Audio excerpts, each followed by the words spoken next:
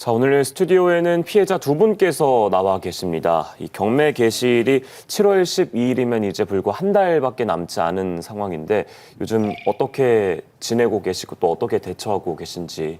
네. 전 이제 임차권 등기 설정하고 지급 명령을 이제 주인이 받지 않아서 전세 반환소를 제기한 상태고요. 그리고 형사로 전세 사기로 수사 중에 있어요. 근데 이제 경매가 진행된 상황이라서 제가 할 수 있는 건 없지만 최대한 이제 집회 언론이나 방송에 이제 호소를 해보면서 이제 밤새 피해자 단톡방을 저희가 맨날 보거든요. 그래서 제가 어떻게든 할 수 있는 방법이 있진 않을까, 어떤 방법을 할 수 있을까 이런 걸 맨날 찾아보면서 지내고 있습니다. 예. 두 분께서도 이 경매 통지가 날라오기 전에 뭔가 이상함을 느끼거나 낌새를 느낀 거는 없었나요? 그리고 22년도 말부터 그 뉴스나 이제 대중매체를 통해서 그 전세 사기가 수도권이나 뭐 인천 쪽에 이제 기승을 부린다는 소식을 이제 많이 들었고, 그냥 그 전 정부의 그 부동산 정책의 폐해 정도로만 생각을 했었습니다. 근데 그리고 또 다음에 이제 생업에 종사하느라 설마 우리 집이라는 생각, 그런 신경을 많이 못 썼었죠. 그러다가 전세 계약이 이제 만료되기 이틀 전부터 그 임대인하고 통화를 하려고 통화 시도를 했는데 통화가 전혀 되지 않아서 뭔가 기분이 이제 많이 이상하다라는 생각에 등기부등본을 확인을 해보니까 그 계약이 만료되는 날짜 전날에 경매 개시를 해놨더라고요. 한밭 새마을금고라는 은행에서. 그렇게 그런 사실들을 이제 알게 된 거죠. 네. 혹시 지금 다가구 주택에 15가구가 살고 있다고 들었는데 그 다른 분들은 좀 어떻게 지내고 계신지 들어볼 수 있을까요? 그 대부분은 저희 빌라에 사시는 세입자들이 그 20에서 30대 그 나이대 이제 젊은 분들이고, 다들 이제 뭐 생업이 바쁘니까 뭐 친하게 막 연락을 하고 그러진 않지만 이런 사태를 이제 처음에 인지하고 나서 단톡방을 하나 만들어서 지금 저희가 살고 있는 건물이 이러이러한 상태다라고 이제 소식을 알렸고, 임대인 고소하려고 다 따로 이제 각자 고소하고 지금 진행 중인 걸로 그렇게 알고 있어요. 네. 자, 소장님, 사실 이 전세 보증금을 돌려받지 못하는 사례는 예전부터 있어 왔는데 이 규모나 건수로 봤을 때 특히 올해가 정말 뭐 역대급인 정도로 너무 많습니다. 왜 이런 상황이 지금 벌어졌을까요? 그렇죠. 일단은 전세 사기나 역전세가 그전에도 없었던 건 아닙니다. 근데 이번에 크게 나타났었던 이유는 일단은 우리 그 워낙에 저금리 기조가 오랫동안 팽배했었고, 그리고 이제 코로나라는 게 생기게 되면서 유동성이 정말 너무나 풍부해졌거든요. 이런 것들이 경기는 안 좋은 상태에서 돈을 많이 풀다 보니까 이 자금들이 이제 투기 쪽으로 변질됐다고 할까요? 투자 쪽. 그러니까 이게 부동산뿐만 아니라 뭐 코인도 그렇고 주식도 그렇고 이런 쪽에 다 광풍이 불었었지 않습니까? 그게 이제 유동성이 심인데 그로 인해서 부동산 쪽에서도 매가나 전세가가 확 올라갔습니다. 그러니까 원래는 우리가 2013년도 하반기서부터 가격이 올랐는데 그럼 2019년도쯤 되면 5, 6년 정도가 오른 거니까 이 정도 오르게 되면은 뭐 사이클상으로는 이제 좀 하락을 맞이하거나 조금 둔화되는 이런 모습을 보여야 되는 건데, 그때 이제 코로나가 터지게 되면서 유동성이 더 부풀어 올랐고, 거기에다가 임대차 3법이 우리가 20년 8월 달에 시행이 됐거든요. 이제 그것은 내용 아시겠습니다만 계약갱신 청구권을 쓰게 되면 5% 인상밖에 안 되는 거예요. 임대인들 입장에서는 2년 뒤에 나 더 올리고 싶은데 한계가 있네? 그러면 4년치를 한꺼번에 올려야지 라고 하게 되면서 유동성도 풍부한 상태에서 법까지 그렇게 되니까 높은 전세가가 이제 그 임대인들이 제시를 한 거고, 그런데 그 상태에서 임차인들은 비록 가격이 높아졌지만 물량이 없고 또 저금리다 보니까 전세가 자체는 높아졌다고 하더라도 조달 비용 자체는 그렇게 높지 않았습니다. 그런 것들이 맞물리게 되면서 엄청나게 높은 전세가가 형성이 됐죠. 그런데 그 이후에 금리가 22년도에 뭐 엄청나게 많은 굉장히 빠른 속도로 인상을 하게 되고 유동성 흡수가 가파르게 되다 보니까 그로 인해서 올랐었던 전세 금액이 확 떨어지게 되면서 역전세가 나게 된 거고요. 그리고 당시에 워낙에 가파르게 전셋값이 오르다 보니까 빌라나 오피스텔 같은 것들은 갭이 굉장히 작아졌습니다. 뭐 1,000만 원 내지는 무갭 같은 것도 많았고, 그런 것들이 만들어지게 되면서 어떤 전세 사기의 환경 조성이 됐다고 해야 될까요? 예. 그런 부분이 좀 생겨난 것들이 지금의 이런 문제를 야기시켰다고 봅니다. 네, 결국 이 유동성과 세계적인 금리 문제가 지금의 이 상황을 촉발시킨 것 같은데 네. 우리가 이 전세 사기 뉴스가 나올 때 늘 역전세와 깡통전세라는 얘기가 그렇죠. 나오잖아요. 두 가지 이 역전세와 깡통전세는 좀 어떤 차이가 있는 건가요? 차이가 있고요. 깡통 전세는 전세 금액이 이제 매매가보다 더 이제 높은 현상을 얘기하는 거겠죠. 그러니까 매도를 해서 팔았다 하더라도 전세 보증금에 미치지 못하는 형태. 네. 예, 그러니까 자본 잠식 같은 형태가 되는 거죠. 그렇게 되는 거고 그 깡통 전세가 그거고요. 역전세 같은 경우에는 기존의 보증금보다 현재의 보증금이 더 적어진 형태를 얘기하는 겁니다. 그러니까 2년 전 계약하는 것보다 지금의 전세를 새로 놓으려고 했더니 그 기존 보증금보다 낮아진 형태, 그래서 역전세가 나는 형태가 되는 거죠. 그리고 이제 그 깡통 전세 같은 경우에는 보통 우리가 한 80% 비율, 그러니까 내가 보증금이 매매 금액의 80%거나 아니면 내 보증금과 선순위 그 융자 이런 거 합산했을 때 80%가 넘어가게 되면은 이거는 깡통 전세 위험군이다 이렇게 이제 표현들을 하고 있죠. 네. 자, 7월 12일에 두 분이 이제 경매 개시가 된다는데 변호사님 어떤 절차들이 진행되고 또 혹시 두 분께서 이 보증금을 돌려받을 가능성은 얼마나 되는지 말씀해 주시죠. 제가 이 사건 건물의 부동산 등기부 등본 그리고 대법원 경매정보 사이트를 확인해 본 결과 이 사건 경매 사건의 배당 요구 종기일인 23년 7월 10일 이후에 2, 3개월 이내에 실제 경매가 진행될 것으로 보입니다. 다만 2023년 6월 1일부터 시행된 전세사기 피해자 지원 특별법에 근거해서 전세사기 피해자로 인정을 받으신 분들은 법원에 경매 절차를 일정 기간 유예 또는 정지해 주실 것을 요청해 보실 수 있는데 이러한 절차들을 거치시면 당장 그 집에서 대책 없이 쫓겨나는 상황 자체는 피하실 수가 있습니다. 네. 그런데 현재 해당 건물의 임차인 분들 외에 한 금융기관이 21년 3월 26일 1, 2순위의 근저당권 설정 등기를 해두었고 그 금융기관이 바로 이 사건 건물에 대한 임의경매를 신청한 상태입니다.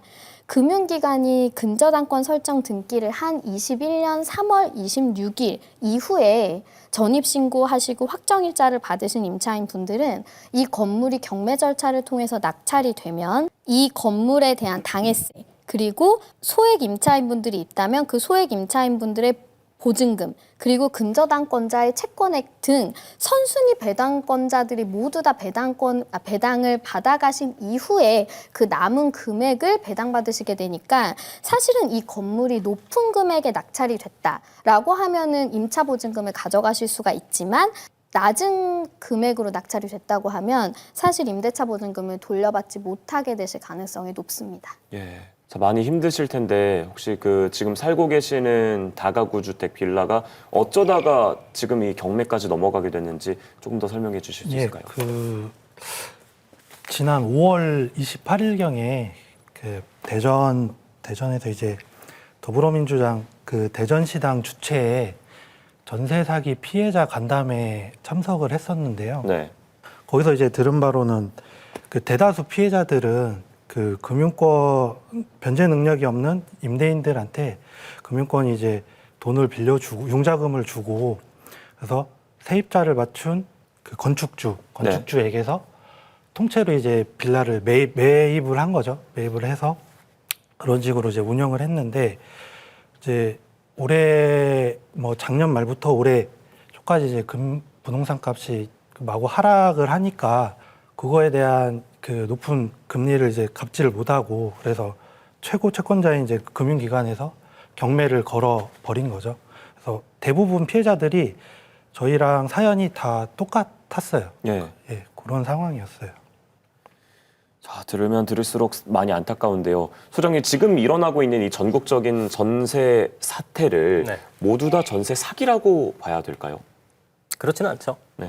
일단은 사기라는 게 뭐 변호사님도 계시지만 성립하려면은 뭐 적극적인 기망 행위가 있어야 되고 몇 가지 요건들이 있는데 아까도 서두에서 말씀드렸다시피 지금 2년 전에 워낙에 높아졌었던 전세 시세가 전반적인 시세가 하락했기 때문에 역전세가 난 부분이 있잖아요. 그래서 당시에 뭐 전세 시세가 5억인데 그거를 뭐 4억 5천이나 4억으로 받는 분들은 없지 않습니까? 시세를 그렇죠. 받겠죠. 네. 그래서 높아진 시세 때문에 역전세가 난 분들은 이건 전세 사기라고 볼 수는 없고요. 다만 이제 앞에 계신 두 분처럼 이렇게 정말 2년 뒤에 예를 들어서 절대로 이거를 상환하지 못할, 반환하지 못할 어떤 그런 요건에 처해 있음에도 불구하고 이 돈을 갈취할 목적으로 했던 이런 전세 사기는 분명히 존재를 합니다. 그래서 그런 것들을 좀 구분해서 해야 되고 그러한 전세 사기 피해에 대해서는 우리가 적극적인 구제를 좀 해줘야겠죠. 예. 네. 변호사님, 아까 우리가 VCR로 만나봤던 대학생 김지영 씨는 전세 계약 연장을 했잖아요. 이런 경우에는 집이 경매로 넘어가도 계속 거주할 수 있는 건가요? 이 사건에서 문제가 된 부동산의 실제 경매 절차가 진행이 되면 이 사건 부동산의 등기부 등본 상으로 가장 최선순위인 근저당권자 이후에 그 이루어진 것들은 모두 권리가 말소가 되게 됩니다. 예. 대학생 김지영님의 인터뷰 내용을 잘 살펴보면 21년 2월 정도에 임대차 계약을 체결하셨던 것 같아요. 근데 만약에 그때에 계약을 바로 그 직후에 전입신고를 하고 확정일자까지 받으셨다면 그렇다면 말소 기준 권리인 1순위 근저당권자가 그 경매 신청을 한다고 하더라도 그분의 임차권은 말소되지 않아요. 그렇기 때문에 계속 그 집에 거주하실 수가 있고 나중에 그 건물을 낙찰받으신 분에게 본인의 임대차 보증금을 반환해달라고 요구를 할 수도 있습니다. 근데 만약에 실제로 임대차 계약을 체결한 뒤에 한참 있다가 21년 3월 26일 이후에 전입신고를 하고 확정일자를 받으셨다면 사실 선순위 근저당권자가 경매 신청을 하면 그분의 임차권은 보호되지 못하고 결국에는 그 집에 계속 살지 못하게 되실 수 있습니다. 그렇군요. 참 이 세입자들의 전세 보증금을 지켜줄 수 있는 제도가 더 많았으면 좋겠다는 생각이 네, 드는데 일단 뭐 현재로서는 지켜줄 수 있는 게 전세 보증 보험이잖아요. 두 분께서는 이 전세 보증 보험 가입은 안 하셨던 건가요? 저도 전세 보증 보험은 당연히 제가 가입할 수 있는 줄 알았어요. 그리고 부동산에 그때 집에 구할 때도 제가 보증 보험을 들 거니까요라는 말을 했을 때 뭐 안 된다 이런 말씀이 없으셨거든요. 네. 그렇게 하세요. 네. 이렇게 말을 하셨는데 나중에 가입을 하려고 하니 다가구는 보험 가입이 어렵다는 걸 그때 알게 됐어요. 그래서 불안한 마음에 이제 부동산에 여러 차례 확인을 했는데 그 임대인이 다른 건물도 있는 부자이고 대출 없이 짓는 건물은 없다. 예. 그러면서 대출을 아주 기본으로 하는 안전한 매물이니까 계속 이제 안심해도 된다. 그리고 최악의 경우 이제 경매가 된다고 해도 저는 보장받을 수 있다고 말을 하시더라고요. 네. 그러니까 그 말을 들으니 저도 이제 믿을 수밖에 없었죠. 그렇죠. 자, 전세 보증 보험이 있어도 가입 못하는 이 현실이 또 굉장히 씁쓸한데요. 이 빌라나 오피스텔 또 아파트 이 건물 형태에 따라서 지금 전세 보증 보험 가입이 좀 어려운 경우가 있고 쉬운 경우가 있고 좀 다른 것 같습니다. 네. 다세대 주택 그리고 다가구 주택 이런 구분이 굉장히 힘드시고 사실 건물의 외형을 봐서는 전혀 그 두 가지를 구분할 수가 없습니다. 공동주택인 다세대 주택 그리고 아파트는 각 호실마다 등기가 별개로 되어 있고 소유자도 별개입니다. 그러나 다가구 주택은 단독 주택이고 호실이 이렇게 겉으로 봤을 때 나눠져 있다고 하더라도 등기는 하나이고 소유자도 한 사람입니다. 한 사람이 소유한 하나의 부동산을 일부분씩 구역을 임의로 나눠서 임차인들이 임대차 계약을 체결하는 것이다 보니까 그 호수별로 그 등기가 따로 되어 있는 다세대나 아파트에 비해서 사실 보증보험 가입이 현실적으로 어렵습니다. 또한 다가구 주택의 경우에는 그 해당 건물 내에 계약을 한 임차인들이 지급한 임대차 보증금의 총합이 그 건물 가액의 90%를 넘어서는 경우에는 보증보험 가입이 거의 힘든데 네. 최근 2, 3년 전쯤에 전세가가 폭등한 적이 있었잖아요. 그 무렵쯤에 가입을 하셨던 분들은 아마도 다가구 주택은 그 건물 내에 임차인분들이 지급한 임대차 보증금의 금액이 다가구 주택의 가액보다 아마 90%를 훨씬 초과했을 거예요. 예. 그러니까 아마도 보증보험 가입이 힘드셨을 겁니다. 네. 참 여러모로 힘든 시간 보내고 계시는데 지금 두 분께 가장 필요한 게 있다면 어떤 게 있을까요? 지금 특별법이 시행됐는데 사실 다가구는 아까 말씀하신 대로 건물 전체를 매입해야 되는 거라서 저희가 경매를 할 수도 없고 저희 부부가 해당되는 게 어떤 게 있나 보니 최우선 변제금에 해당되는 2,500만 원을 이제 10년 무이자 대출을 해준다는 게 전부더라고요. 예. 그것도 60일 서류 검토를 해서 이제 인정이 되었을 때라고 하는데 저희가 평생 이렇게 정말 안 먹고 안 쓰고 모은 2억 8천이란 큰 돈을 잃고 앞으로 어떻게 살아가야 될지 자신이 없는데 그 선구제 후 구상권을 청구할 수 있는 방안을 국회에서도 계속 이렇게 논의가 좀 되었으면 좋겠어요. 네. 그리고 전세 이제 피해자가 LH 매입 임대를 한다고 했을 시 전세 채권을 매입을 통해서 시간이 좀 오래 걸리더라도 보증금을 좀 보장받을 수 있게 되었으면 좋겠고요.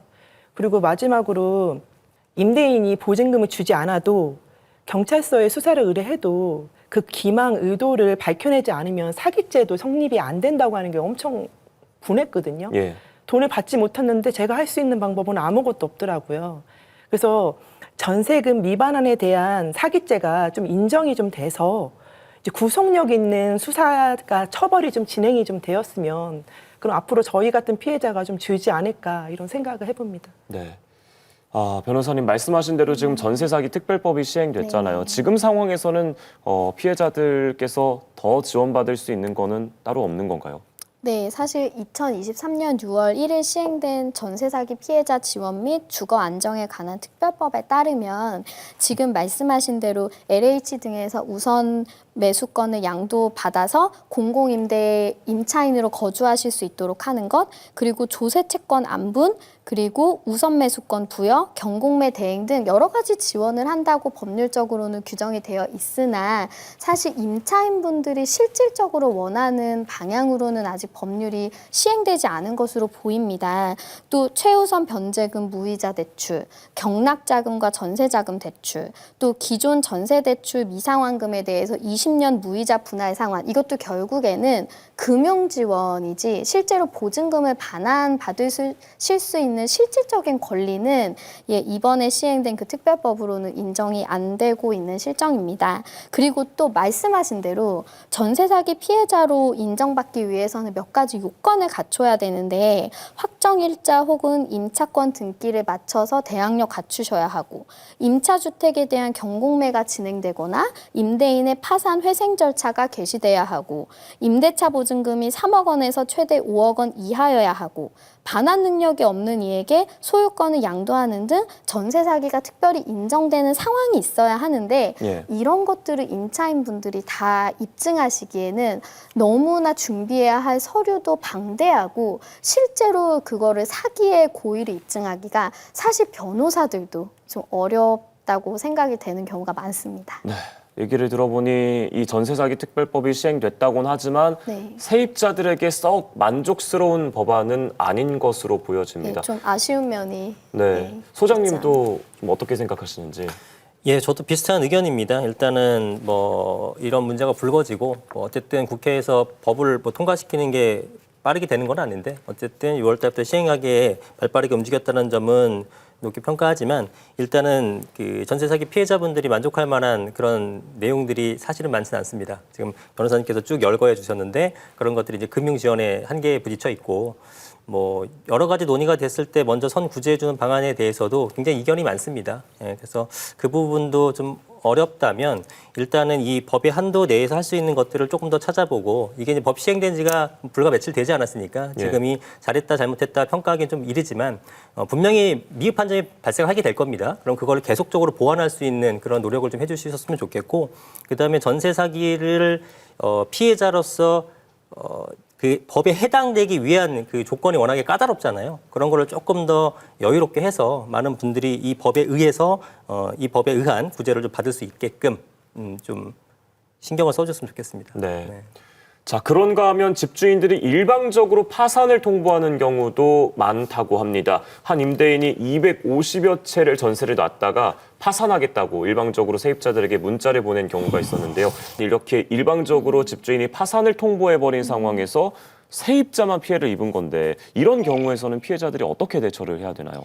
그 채무자 회생 및 파산에 관한 법률에 따르면 채권자는 채무자의 파산 절차에 참여해서 본인의 의견을 개진할 수 있는데 이런 절차를 통해서 법원에 채무자의 파산 신청을 좀 인용하지 말아달라라고 요청해 보실 수 있기는 합니다. 하지만 그렇다고 하더라도 파산이 그대로 진행될 가능성이 높습니다. 예. 파산이 진행이 되면 억울하긴 하지만 임차인분들은 우선은 채권자로서 그 채무자의 파산 절차에 참여해서 일부이긴 하더라도 그 배당받을 수 있는 금액을 채권자로서 배당을 받으셔야 합니다. 그래서 여기서 참고하실 점은 채무자가 파산을 한다고 하더라도 고의의 불법행위에 기한 손해배상 채무는 파산 시에도 면책되지 않는다는 점입니다. 임대인이 임대차 보증금을 반환할 경제적 여력이 되지 않는데도 불구하고 200여 명이 넘는 임차인과 계속해서 임대차 계약을 체결하고 반환하지 못할 것을 예상을 하면서도 그 임대차 보증금을 임차인들로부터 지급을 받았다면 이것은 사기에 해당할 수 있는데 임차인들은 임대차 보증금만큼의 금원을 불법 행위에 기한 손해배상 채권으로 임대인에게 청구할 수 있습니다. 그러니까 우선은 이제 파산 절차에 참여하시면서 임대인을 사기로 고소를 하시고 돌려받지 못하는 임대차 보증금을 불법 행위에 기한 손해배상 채권으로 만들어서 확보를 해 놓으신 이후에 내 채권을 임대인이 파산한 이후에도 면책되지 않는 성격의 채권으로 만들어 놓는 것이 장기적으로 봤을 때 보증금 일부라도 더 돌려받으실 수 있는 방법이 될 것입니다. 네. 자, 변호사님, 지금의 전세는 다음 세입자가 들어와야 그 사람의 보증금으로 지금 나가야 되는 세입자에게 보증금을 돌려주는 게 관행처럼 굳혀져 있잖아요. 이런 지금 관행들을 개선할 수 있는 방법은 없을까요? 사실 저도 임대차 보증금을 돌려받지 못하는 임차인분들로부터 사건을 수임해서 대리해 본 적이 있는데 그때 많은 임대인분들이 저한테 답변을 하시는 게 아니 새로운 임차인이 들어오지 않아서 내가 보증금을 못 주는데 그게 네. 내가 잘못한 거냐 내 책임이냐 그런 말씀을 많이 하십니다. 사실 법률적으로는 임대인은 임대차 계약이 만료되는 날 임대차 목적물을 반환받은과 동시에 임대차 보증금을 임차인에게 돌려줘야 할 의무가 있지만 우리 사회에서 관행적으로 이것들이 지켜지지 않는 경우가 많았고 이것을 별 문제로 생각하지 않는 임대인 분들이 있습니다. 이것은 주택을 구입하는 사람들이 자기의 자본은 소액을 투자하고 본인은 경제적인 여력보다 더 많은 임대차 보증금을 부채로 떠안으면서 주택을 구입하는 소위 갭 투자가 많이 있기 때문에 발생하는 문제입니다. 부동산의 가액과 임대차 보증금이 계속 상승하는 시기에는 소위 갭 투자가 그렇게 문제가 되지 않지만 최근 부동산 가격이 하락하고 임대차 보증금도 하락하면서 이런 내재적인 문제들이 현실적으로 터져 나오는 것으로 보여집니다. 사실 이 문제가 근본적으로 해결되기 위해서는 장기적으로 임대인의 자금 여력 범위를 넘어서는 무제한 갭 투자 자체를 방지하는 그런 네. 제도적인 장치가 나와야 될 것으로 보입니다. 네. 자, 그리고 피해를 입은 분들의 대다수가 사실 전세자금 대출을 받았어요. 그렇다 보니까 피해를 입게 됐을 때 그냥 자신들이 모아왔던 돈을 날리는 것뿐만 아니라 이제는 대출 원금까지 상환을 해야 되는 입장에 놓이게 되잖아요. 그렇죠. 그것도 참 문제가 많은 것 같습니다. 예, 그렇긴 합니다. 근데 이게 전세자금 대출 제도가 예전부터 있었고 한 10년, 5년 전부터 본격화되었는데요. 이 제도가 사실은 처음에 나타났던 것은 전세금이 상승할 때 그 서민층이라 할 수 있는 이 전세를 들어가시는 분들에 대해서 조금 더 원활하게 집을 구할 수 있는 좋은 취지의 제도긴 합니다. 그런데 이 전세자금 대출이 생겨나게 되면서 전세 금액도 높였다는 건 좀 부정할 수 없고요. 그래서 이 자금 대출 제도를 굉장히 많은 분들이 한 10분 중에 한 8분 이상은 사용하지 않을까 싶습니다. 전세를 들어가시는 분들 중에서는. 그렇다면 이 제도를 갑자기 없애는 건 더 큰 혼란이 있기 때문에 제도 자체는 존속은 시키되 다만 제가 조금 의아스러운 것은 너무나 많은 대출을 빌릴 수가 있다는 거죠. 전세금의 보통 80%에서 많게는 90%까지도 빌려주거든요. 근데 우리가 똑같은 주담대 대출했을 때는 LTV가 적용을 하고 DSR, DTI까지 적용하게 되면 보통 50에서 60% 정도밖에 대출을 안 해주기 때문에 어느 정도 시장 안정화에 작용을 하거든요. 근데 전세는 그런 게 없죠. 예, 그래서 그러한 형태를 만들어서 전세자금 대출은 해주되 그 한계를 두는 형태로 한다 보면은 네. 너무나 과도한 대출을 이용해서 이렇게 역전세가 났을 때 그 정말 이렇게 내 돈도 잃는 거지만 정말 채권 차압이 들어오게 되면서 신불자가 될 수도 있고 어려워지잖아요. 그런 것들을 좀 막을 수 있지 않을까 생각이 듭니다. 그러니까 네. 전세자금 대출에 한도를 좀 둘 필요는 있다 이렇게 생각은 합니다. 그리고 이번에 이렇게 전국적으로 전세 피해가 많아지면서 어떻게 보면 외국에는 없는 특이한 독특한 전세 제도잖아요. 그렇죠. 전세 제도 자체에 대해서 부정적인 시각이 굉장히 많아지고 있습니다. 전세 제도를 없애야 되는 거 아니냐 이런 얘기까지 나오고 있는데 여기에 대해서는 어떻게 생각하시나요? 그거는 심정적으로 이해가 가는데 그것도 쉬운 문제는 아니긴 합니다. 일단은 전세 제도가 없어진다고 하게 되면 월세만 남는 거잖아요. 네, 그렇죠. 그러면 사실 임차인 분들에 대한 부담도 증가를 할 것이고 또 지금 많은 보증금을 갖고 있는 상태에서 월세로 변환하라고 하게 되면은 그 상당 부분의 그 보증금 반환을 대출로 활용해야 될 텐데 그 대출에 대한 이자를 감당하기 위해서는 적당한 월세 갖고는 안 되지 않습니까? 임대인들은. 네. 그러니까 높은 월세만 남게 될 것이고 또 은행 입장에서도 대출을 해줄 때 이 어떤 그 감정 평가를 할 때 월세로만 기반한다 그러면 월세를 얼마나 받는지에 따라서 가치 평가를 할 텐데 그럼 월세가 낮게 받는 것들은 대출을 많이 안 해줄 거란 말이죠. 그러니까 당연히 고가의 월세밖에 안 남게 되니까 뭐 이거는 임차인 분들부터 먼저 고통을 좀 가져오지 않을까라는 생각이 들어서 문제가 있고 또 하나는 여러 가지 지적 중에서는 전세라는 제도 자체가 사실은 우리가 지금 이런 전세 사기라는 현 상황을 맞았기 때문에 안 좋게 부정적인 측면만 바라보는데 긍정적인 측면도 없는 것은 아닙니다. 그러니까 어떤 거냐면은 우리가 월세를 살고 있다가 초기엔 돈이 없으니까 그러면서 전세로 옮겨가고 그다음에 자가로 이제 매수하는 이런 형태의 어떤 중간 사다리 역할도 하거든요. 그런데 이제 그런 게 없다 보면 월세에서 바로 자가로 들어가긴 굉장히 힘듭니다. 그래서 그러니까 전세를 들어감으로써 내 목돈을 좀 보존하는 역할도 하는 역할도 있기 때문에 지금의 상황에서는 전세를 좀 없애자 이런 의견이 일견 타당해 보이긴 합니다만 좀 넓은 의미에서 보자면 부작용 없이 가려면 전세 제도는 존속을 시키고 예. 다만 그 전세 제도에 대해서 역전세나 전세 사기 같은 것들을 방지할 수 있는 여러 가지 구제책이나 어떤 시스템화를 하는 것이 더 중요하다고 봅니다. 네. 말씀하신 대로 전세 제도를 좀 안전하게 거래하는 게 굉장히 중요해질 것 같은데 그렇다면 변호사님 이런 사기들을 좀 방지하면서 전세 제도의 장점만 남길 수 있는 대책들로는 어떤 것들이 있을까요? 이거는 참 어려운 질문이고 제 개인적인 의견을 좀 말씀드리면 우리가 사회적으로 흔히 이야기하는 전세는 사실 우리나라 민법 물권편에 규정된 전세권과는 다른 채권 계약에 불과합니다. 물론 사회적인 필요성에 의해서 물권과 비슷한 수준으로 보호해 주려고 많은 보완 장치를 마련해 두기는 했지만 결정적으로 이 사건처럼 경매 등이 시행되는 그 단계까지 가면은 채권에 불과하기 때문에 근저당권이나 실제 전세권 등기가 된 것과 같은 물권처럼 강력히 보호받지는 못하는 겁니다. 그 임차인 분들 중에서 실제로 이런 문제에 처음부터 관심을 가지신 분들은 임대인에게 전세권 등기를 해달라고 요청을 하시는 분들도 있는데 거의 대부분의 임대인 분들이 비용 그리고 뭐 절차상의 불편함, 본인이 나중에 혹시 담보대출 받을 때 혹시 위험한 이런 것들을 이유로 거절을 하는 경우가 많습니다. 예. 이번에 전세 사기와 관련된 사회적 위기를 좀 계기로 해서 좀 전세권 등기 자체가 좀 활성화된다면 네. 임차인분들이 임대인에게 전세권 등기를 자신 있게 요청할 수 있고 이것이 관행화되면 100%는 아니겠지만 네. 현재보다는 많은 세입자분들이 물권자로서 더 안전하게 보호받을 수 있을 거라고 생각을 하고요. 그다음에 두 번째로 최근 문제시되고 있는 것 중 하나가 정보의 비대칭성이라는 생각이 듭니다. 전세 계약을 할 때 임차인분들은 임대인과 계약을 체결하고 본인의 전 재산에 가까운 금액을 임대인에게 임대차 보증금으로 준단 말이에요. 그렇죠. 그런데 임대인의 신용 상태가 어떤지, 임대인이 세금 체납을 했는지 이런 거를 확인하기는 참 힘듭니다. 그에 반해서 금융기관들은 임대인에게 담보대출을 해줄 때 여러 가지 서류를 제출을 받아서 정보를 제공받고 신용상태 확인도 하고 그리고 결국에는 근저당권 설정 등기도 하고 이런 안전장치들을 마련해 둔단 말이에요. 이런 정보의 비대칭성이 나중에 실제로 문제가 됐을 때는 그게 경제적인 손해가 발생하는 그 차이가 엄청 많이 발생을 하거든요.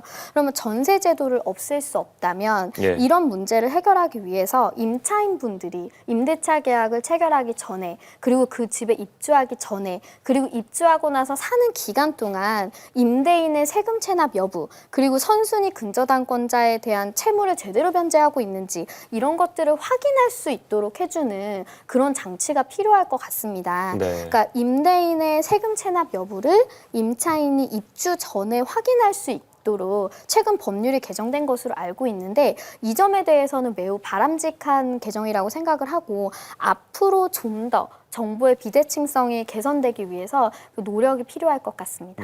그러니까 우리가 전세 계약 맺을 때 전입 신고하고 확정일자 받듯이 전세권 네. 설정도 관행처럼 네. 하고요. 네. 그리고 정부가 좀 더 공개될 필요가 네. 있다. 네. 네. 혹시 소장님께서도 네. 좀 안전한 전세 제도를 위해서 해주실 말씀 있으실까요? 네, 변호사님 좋은 말씀 많이 해주셨고 채권보다 물건이 훨씬 더 강력한 보호가 되기 때문에 그렇게 이제 등기를 하는 게 일반화되게 되면 좋다는 생각을 저도 하고요. 정부의 비대칭성이 해소가 되게 되면 당연히 이제 전세 사기에 대한 부분이나 전세 사기에 대한 부분을 어느 정도 해소할 수 있을 것 같습니다. 그래서 지금 앞에 계신 두 분도 다가구에 지금 입주를 하셨는데 다가구에서도 앞에 선순위 임차인들이 언제쯤 얼마에 들어왔는지에 대해서 그런 것도 지금 제대로 알 길이 없고 그런 부분도 그냥 당연히 요청해서가 아니라 의뢰 그거는 기본적으로 확인 설명 사항에 중개사들이 해줄 수 있게끔 해야지만 내가 이게 위험한지 안 위험한지를 판단할 수 있고요. 그다음에 다가구 주택이 어느 정도 시세인지 아까 제가 말씀드렸었던 그거를 봐야지만 내가 지금 전세가 어느 정도 비율이구나 이걸 판단할 수 있다라고 생각합니다. 그래서 이런 모든 노력들이 결국은 비대칭성을 해소하는 그런 부분이라고 보고 있고요. 또 일각에서는 에스크로 제도도 얘기를 합니다. 에스크로 제도라는 것은 보증금을 제3자한테 맡기는 건데 예. 이거는 좋은 제도입니다. 좋은 제도인데 만약에 이걸 시행하게 되면은 임대인 입장에선 전세를 할 필요가 없어요. 그렇기 때문에 이 부분은 결국은 전세 제도가 없어지는 효과나 마찬가지이기 때문에 요거는 좀 아닌 것 같고 어찌됐건 임차인분들이 불안한 것은 내가 이게 과연 안전한지 안전하지 않은지에 대해서 스스로 알아보기엔 굉장히 어려운 내용들이고 이것을 중개업자한테 맡기자니 믿음이 좀 덜 그렇죠. 가고 하기 때문에 이거를 나 혼자 스스로의 힘으로 아주 쉽게 인지하고 파악할 수 있는 제도를 만드는 것이 가장 중요하다고 봅니다. 네.